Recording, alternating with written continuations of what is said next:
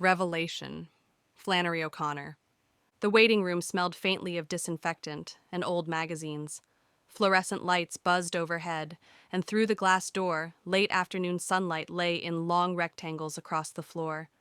Mrs. Ruby Turpin eased her ample frame into a chair beside her husband, Claude, whose leg was bandaged from a recent accident.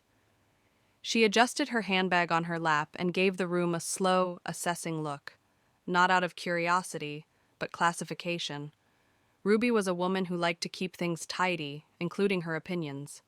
There were rules in her head about folks: who was decent, who was lazy, who was white trash, and who was the good kind. And she was certain she knew where she fit. "Thank you, Jesus," she often said, "for making me who I am and not trashy or ugly or poor." Across from her sat a thin, scowling college girl with stringy hair and a book propped open in her lap. Human Development. Ruby glanced at her once, then again.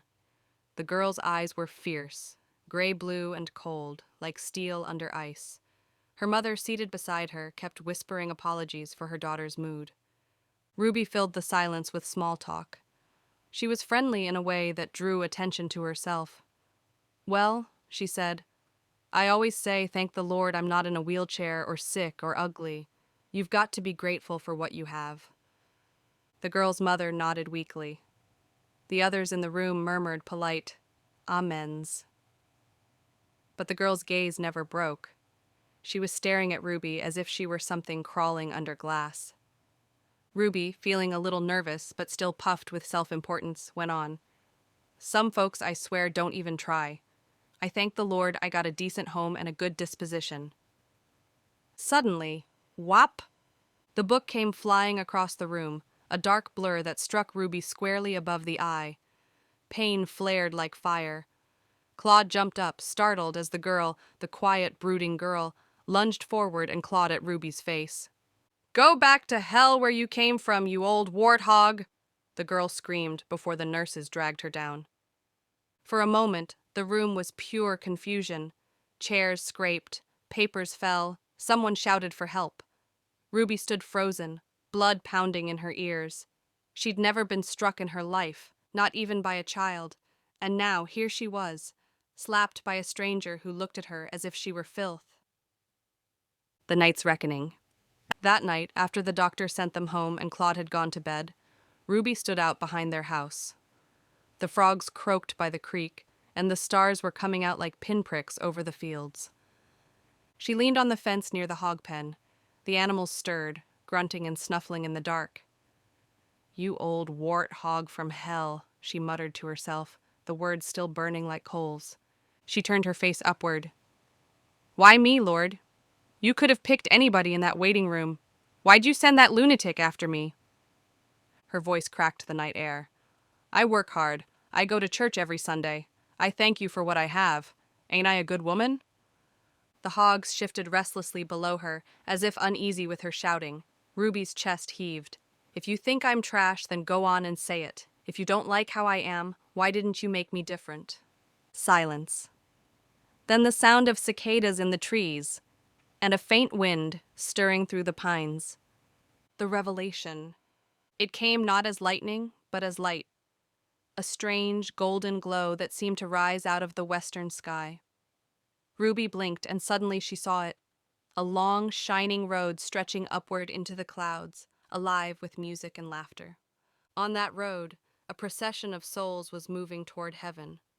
At the front danced the very people Ruby had always pitied or despised. The white trash families, barefoot children, field hands and black farm workers. They were singing, laughing, their faces radiant. Behind them came those like her, the respectable, proper, church-going folk. They moved more slowly, their Sunday hats askew, their faces humbled, as if they'd only just realized they weren't first after all. Ruby stood transfixed. The words of that wild girl, "Go back to hell, you old warthog," melted into something else. Maybe, she thought, the girl wasn't condemning her but warning her. Perhaps those words had been a message, terrible, yes, but sent by the same God she thought she knew so well. Her eyes filled with tears. "Even me, Lord?" she whispered. "Even a hog from hell?" And in that still moment, as twilight deepened over the fields, Ruby Turpin felt something loosen inside her, pride, perhaps, or self-righteousness, slipping away like mud washed off by rain. The hogs quieted. Fireflies blinked among the trees. Ruby stayed there a long time, her heart thudding in awe and fear and wonder. At last, she turned back toward the house. Behind her, the crickets sang like 1,000 tiny voices rising in praise, the song of the least of these, climbing heavenward, just as she'd seen. Epilogue. The morning after the light. The next morning dawned soft and gold, like a fresh start. Mist hung over the fields, and the smell of dew-soaked earth drifted through the kitchen window. Mrs. Ruby Turpin moved more slowly than usual. Her head still ached from where the book had struck, but the deeper ache was somewhere else, behind her eyes, inside her heart, where no doctor could reach. Claude sat at the table eating his breakfast, cheerful and unaware. "You sure you're all right, Ruby?" he asked between bites of biscuit. "That crazy girl nearly took your head off?" Ruby nodded absently. "I reckon she did," she said. Her voice was softer than usual, not sharp or confident, but thoughtful. She poured him more coffee, then set the pot down and looked out the window. The hogs were out in the pen, rooting and snorting, their pink hides shining in the morning light. She thought of them, creatures made from mud, eating what was thrown their way, yet still part of God's world. And for the first time, she didn't look down on them. She felt strangely akin to them. A shift in the heart. After breakfast, she put on her bonnet and stepped out to the yard. She paused by the fence where she'd stood the night before, her hands resting on the rough wood. The memory of the vision still pulsed in her, that long, shining road, that joyful line of souls. The image had turned her world upside down. Everything she'd built her worth upon, good manners, hard work, being better than, had melted into nothing before the light she'd seen. A black farmhand, Leroy, came by to help with chores. Usually, Ruby would have spoken to him in her usual brisk, superior tone, polite, but constantly reminding him who gave the orders. This time, she called out gently, "Mornin', Leroy. You and the missus doing all right?" He smiled, surprised by the warmth in her voice. "Yes, ma'am. Doing fine." "Well, that's good," she said, "real good." And she meant it. As Leroy went about his work, Ruby watched him, the steadiness in his hands, the easy rhythm of his movement, and something in her heart whispered that he might be farther along that shining road than she was. The still small voice. When the sun climbed high, Ruby sat on the porch with her Bible open, though she wasn't really reading. The pages fluttered in the breeze until they settled on a verse from Matthew. "So the last shall be first, and the first last." She read it 3 times. The words seemed to shimmer with meaning now, words she'd heard all her life but never heard. She leaned back and closed her eyes. The wind stirred through the trees, soft and full, and she thought she could almost hear singing, faint, far away, like that procession she'd seen in the sky. Maybe, she thought, grace didn't come to the proud and polished first.